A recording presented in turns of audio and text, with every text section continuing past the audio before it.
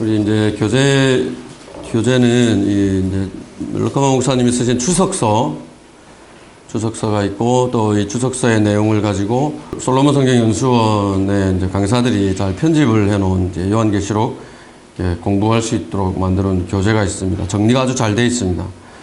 그래서 이거 가지고 더 공부하시면 좋겠습니다. 본문을 읽으시는 것은 기본입니다. 교회는 대환란을 통과하는가? 그림에 이제 사람들이 지금 어디 있습니까? 비가 억수같이 쏟아지고 천둥이 내리치고 사람들이 지금 산에서 비를 피해서 이렇게 있는데, 이것이 대환란 기간 동안에 이런 일들이 있는 것입니다. 대환란 기간 동안에 적그리스도가 이 세상을 통치를 하게 되는데, 그때는 짐승의 표를 받지 않으면은 먹을 것을 살 수도 없고 병원에 가서 치료를 받을 수도 없고 모든 것이 다 불가능해집니다. 근데 성경은 만약에 대환란 기간 동안에 적그리스도의 표를 받으면은 이제 지옥으로 간다고, 주님께서 내려오셔서 심판을 하실 때 지옥으로 가게 된다라고 말씀을 하기 때문에 받으면 안 되잖아요. 그래서 지금 이제 산에 가서 숨고 있는 것입니다. 자, 그러면은 이 무시무시한 대환란을 교회가 겪게 되느냐, 통과하게 되느냐 하는 그런 문제. 우리는 이미 이제 여러 번 들어서 알고 있습니다. 교회는 대환란을 통과하지 않는다라고 이제 들어서 알고 있습니다. 교회는 대환란을 통과한다. 이거 어디에서 그렇게 이야기를 하냐면 이제 후천년주의 또 무천년주의자들이 이렇게 이야기를 합니다. 영적으로 해석을 하기도 하고, 그런 와중에도 아직 이 나라에도 예수 그리스도의 재림을 이야기하고 실질적으로 재림이 있을 것이다라고 말하는 이 전천년주의를 표방하는 사람들이 있습니다. 2012년에 6월 11일에 한국교회 100주년 기념관에서 이제 학술 대회가 열렸는데요. 제목이 뭐냐면은 계시록 종말론 신학의 통합을 위한 역사적인 전천년주의 국제 학술 대회라고 하는 타이틀을 가지고 열렸습니다. 역사적 전천년주의 들어보셨어요? 우리가 믿고 있는 전천년주의와는 조금 차이가 있습니다. 누가 이제 많은 신학교의 학자들이 이제 연사들로 참석을 했습니다. 그 중에서 덴버 신학교라고 하는 신학교에 우리나라 사람 정성욱 박사라고 하는 분이 세계 복음주의 신학계에서의 역사적 전천년주의 현황이라고 하는 발표를 했고, 또 같은 덴버 신학교의 크랙 블룸버그라고 하는 박사가 역사적 전천년설 관점에서 세대주의 비평이라고 하는 발표를 했습니다. 정성욱 박사가 이제 발표한 것에 따르면은 전문적인 신학 훈련을 받은 학자들 대다수는 역사적 전천년주의를 가장 성경에 근접한 종말론적 관점으로 지지하고 있다라고 이야기를 합니다. 성경을 공부를 좀 했다고 하면은 누구나가 다 역사적 전천년주의를 따르게 되어 있다라고 하는 이야기입니다. 이 역사적 전천년주의가 어떤 것이냐라고 하면은 이 크랙 블룸버그라고 하는 분이 이제 발표를 했는데, 들어보십시오. 대환란 이후에 예수 그리스도가 재림할 때 그리스도인들이 들려 올려져 재림주를 공중에서 영접하고, 그럼 통과합니까? 안 합니까? 통과하게 되죠. 이게 지금 이 나라에서 전천년주의를 말하는 사람들의 현 주소입니다. 자신들이 전천년주의를 믿는다고 하더라도 교회는 대환란을 다 통과한 다음에 재림하시는 주님을 만나게 될 것이다 라고 그렇게 이제 이야기를 하는 것입니다. 대환란을 통과한다는 것이죠. 그런데 대환란을 통과하지 않습니다. 이것이 이제 성경적인 것입니다. 대환란을 성경에서 이제 뭐라고 이제 말씀을 하시냐면은 야곱의 고난의 때라고 표현을 합니다. 예레미야 30장 4절을 보시면은 4절부터 7절입니다. 주께서 이스라엘과 유다에 관하여, 누굽니까 대상이? 이스라엘과 유다에 관하여 이르신 말씀이 이러하니라. 주가 이같이 말하노라. 우리가 떨림과 두려움의 목소리를 들었으나 화평의 목소리는 아니었느니라. 너희는 이제 물어보라. 아이로 진통하는 남자가 있는지 알아보라. 남자가 임신을 해서 진통하는 사람이 있습니까? 없죠. 불가능하죠. 내가 보니 마치 진통하는 여인처럼 남자들이 각기 자기 손으로 허리를 짚고 모든 얼굴들이 창백하게 변하는 것은 어쩐 일이냐. 슬프도다. 그날이 크므로 어떤 때도 그와 같지 않나니. 그날은 뭐라고 되어 있습니까? 야곱의 고난의 때라. 그러나 그는 그 고난에서 구원을 받으리라. 그래서 이 대환란을 누구를 다루는 기간이냐? 이스라엘을 다루는 기간입니다. 그래서 야곱의 고난의 때라고 이렇게 이야기를 하는 것입니다. 그 다음에 다니엘서 12장 1절인데 그때 미카엘이 일어서리니 이는 내 백성의 자손을 위하여 일어서는 위대한 통치자라. 또 고난의 때가 있으리니 그것은 민족이 생긴 이래로 그때까지 결코 없었던 것이라. 이스라엘 민족 유대인들을 이제 다루고 있습니다. 자, 야곱의 고난의 때라고 했습니다. 또 다른 표현이 이제 다니엘서에서 나오는데 다니엘의 70째 주라고 하는 표현입니다. 이건 다니엘서 9장에 예언되어 있는 말씀입니다. 이것은 우리가 같이 한번 교회는 대환란을 통과하지 않습니다. 그것을 우리가 살펴보는 것이고 또 이 이제 성경에서 이 대환란이라고 하는 기간 동안이 누구를 다루는 것이냐 하는 것을 우리가 지금 찾아보고 있는 것입니다. 다니엘서 9장 24절에 하나님의 천사가 와서 지금 이야기를 하는 것입니다. 70주예요. 70주가 내 백성과 내 거룩한 도성. 대상이 누굽니까? 내 백성은 이스라엘이죠. 내 거룩한 도성은 예루살렘이죠. 교회가 아닙니다.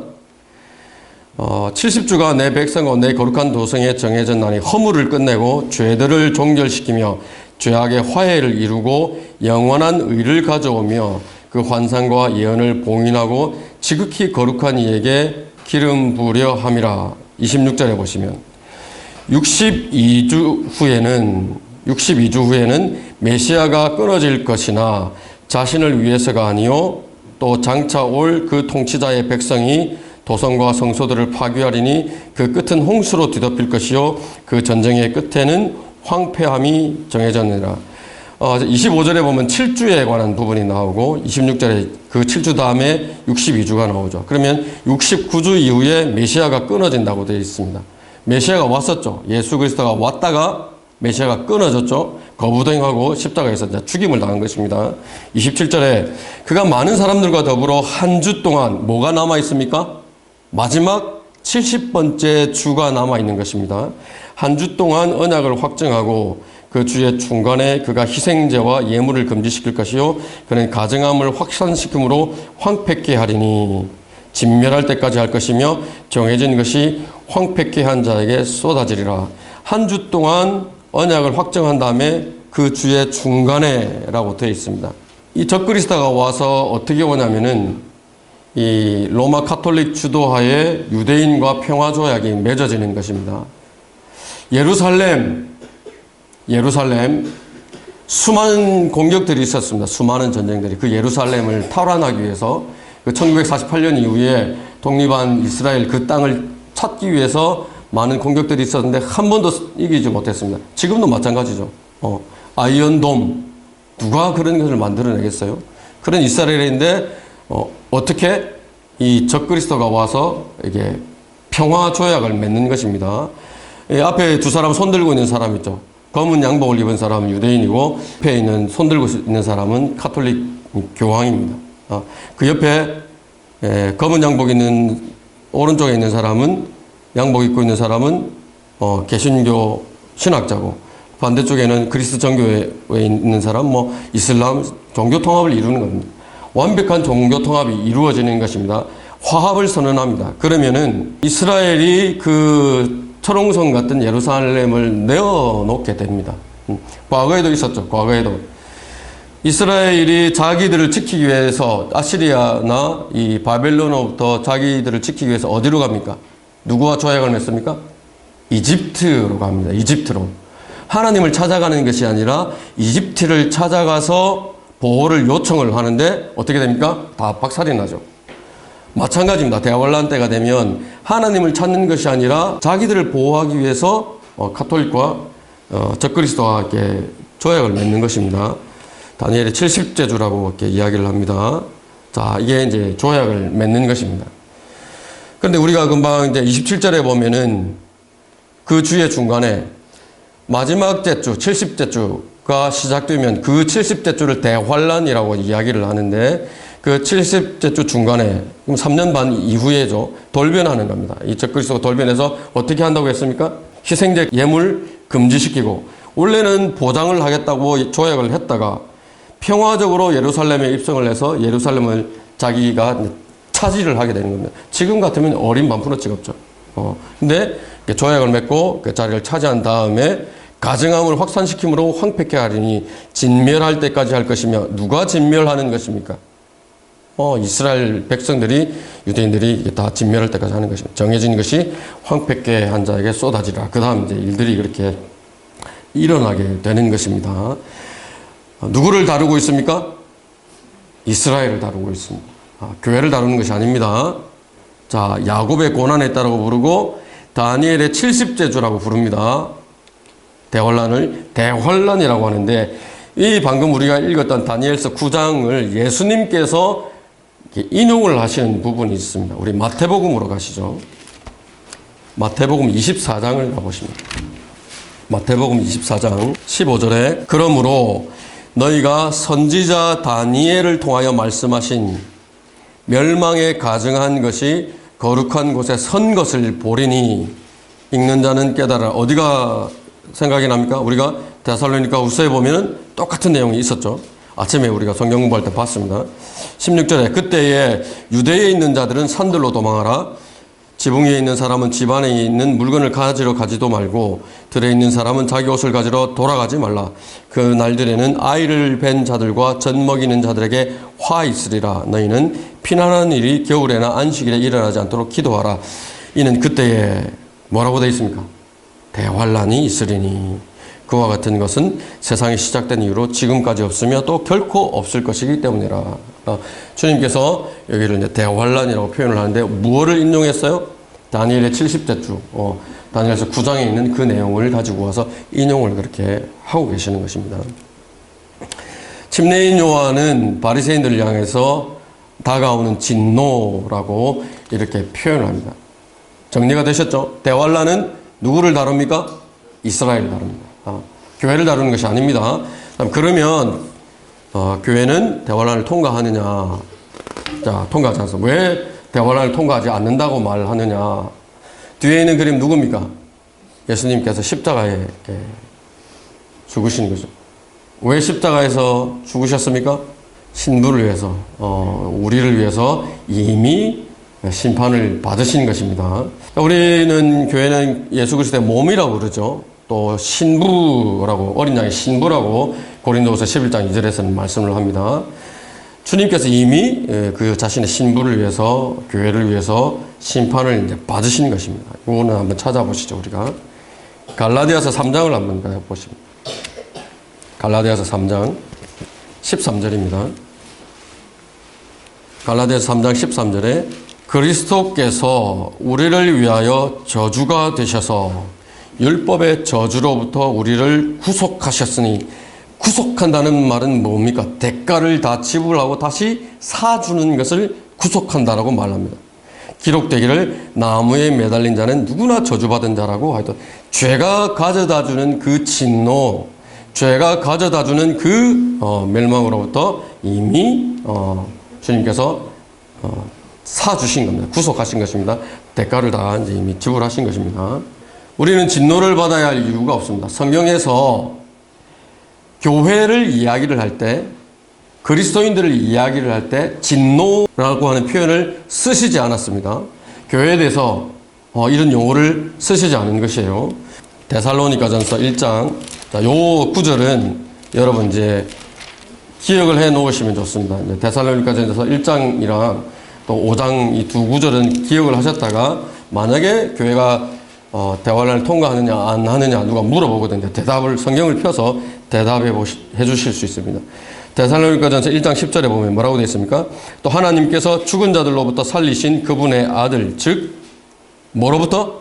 다가올 진노로부터 우리를 구해내신 예수께서 하늘로부터 오심을 기다린 것이라. 5장으로 가보십니다.